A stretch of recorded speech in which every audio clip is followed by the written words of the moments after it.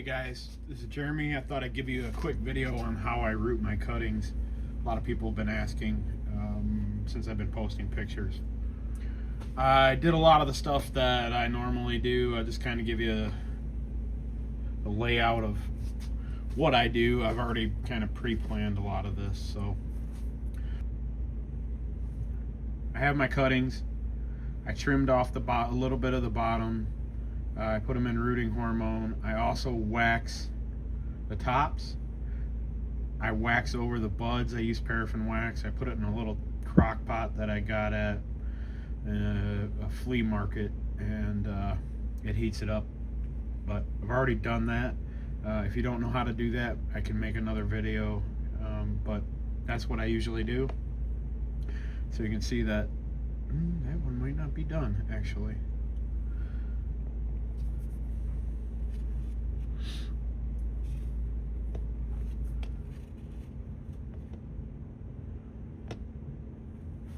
So that's what I do. I wax over them. Gives me a little bit of a seal. That way I'm not losing anything out of that. A friend gave me these cuttings. These two cuttings are Olympian and Sal or Salvador, however you go, whatever you go by. I'll call him Sal. He gave me a good deal on some of these Black Celeste that he had. He sent quite a few. That's one of the bigger ones. But I'm going to give them a try, see what happens. I usually give myself a little bit of a dibbler hole, or however you say that.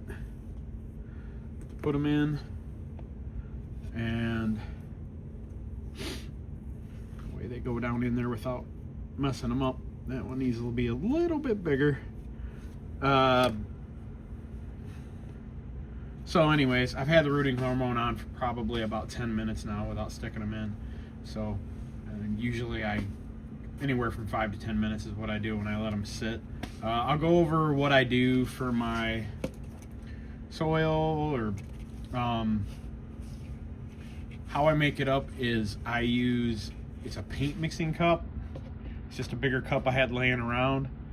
I fill it to the top 5 times with HP Pro Mix or Sunshine number 4, which is what this is, Sunshine number 4. I've added a little extra perlite, not a whole lot.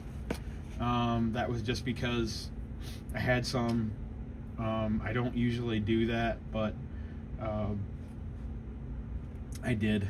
So I'll fill these up with 5 of the Sunshine number 4 or HP Pro Mix, and then I fill up 1 of these with water, and I'll pour it over the soil in the bucket, and mix it up real good with a shovel, like a little mini shovel, and then I put a lid on it and I let it sit for like 12 hours before I use it.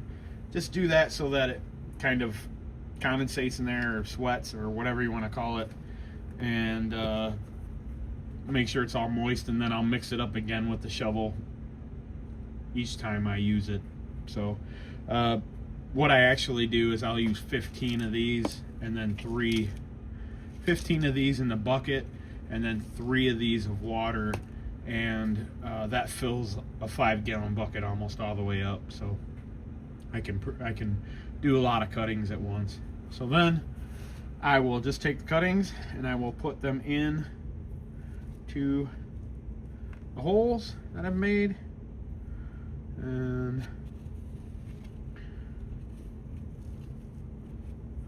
then I will kind of loosely just pack it. It's not real tight. I don't apply a lot of pressure around the cutting.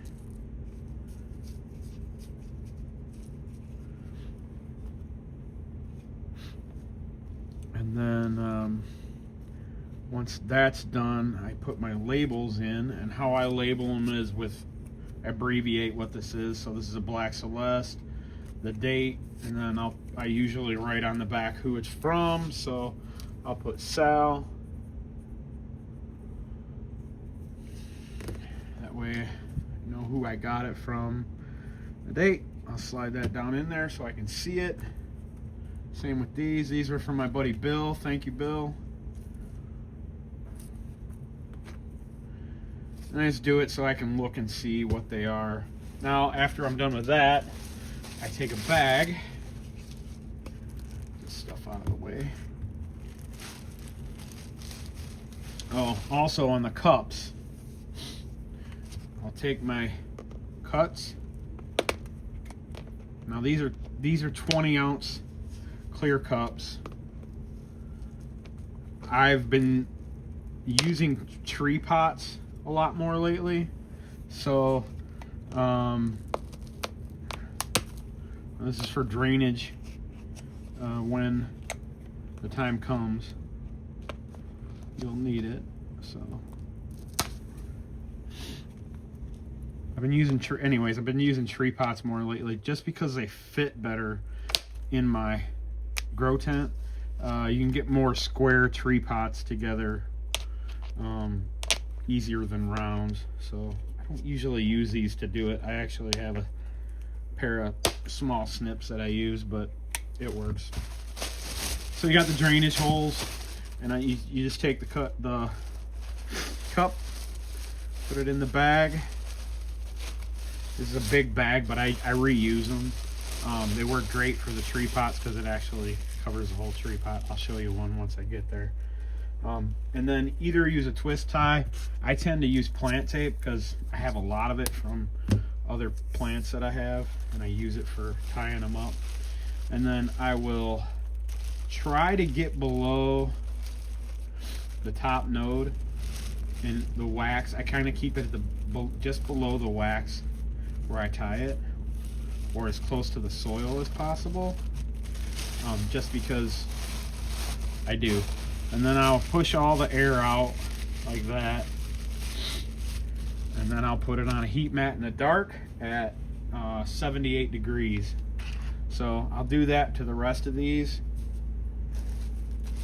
here in a minute. I'll show you though what after. So here's one that's starting to root. You can see a root going. I don't take this off until I have a lot more roots in there. It stays moist. I mean, you can kind of get a feel for it, or I've heard people weigh it. I just kind of get a feel for it. Like if it feels like it's losing a lot of moisture, maybe through the leaves, then I'll just snip this off, snip the tape off, and put a little bit in there, and then just either put more plant tape on, or use a thread tie or twist tie or whatever you want to use. I just put a little bit of water in it, and then I leave the bag on it until I get more roots. When I have more roots, then I'll take it off, and I will, if I got a lot of roots in the cup, this one's been rooted for a while, since 11:30. I got a fungus gnat there, and I've been having a problem with fungus gnats, so I put perlite on top, but man, I cannot get rid of these guys. I tell you, they seem to be like coming out of the woodwork. So this one is actually probably going to get up potted pretty soon, but it's just the nature of the beast. Getting there. This one's pretty nice. I think this one's going to get up potted as well. This one's got a lot better roots on it. Just some of them get better roots, some don't. I don't know if the perlite's working, so if you could comment and tell me what you think about it. These got kind of like a 1/4 inch. I've been putting thicker on lately, and I don't know if it helps, but I've been spraying them too, so I'm hoping by that the fungus gnats die off. It's just been a tough battle for me. But anyways, that's how I do it. I leave them in the bag, and then they do pretty good. I've had some rot, but it was probably my fault because the mix of the soil was too wet. I noticed that if you keep it with the 5-to-1 ratio by volume, it's great.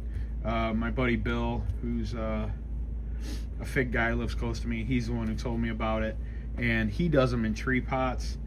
I think I got a tree pot one over here I can show you guys. So here's one that's in a tree pot. Can't see roots down there yet, but it soon. This is a Scott's LSU yellow, so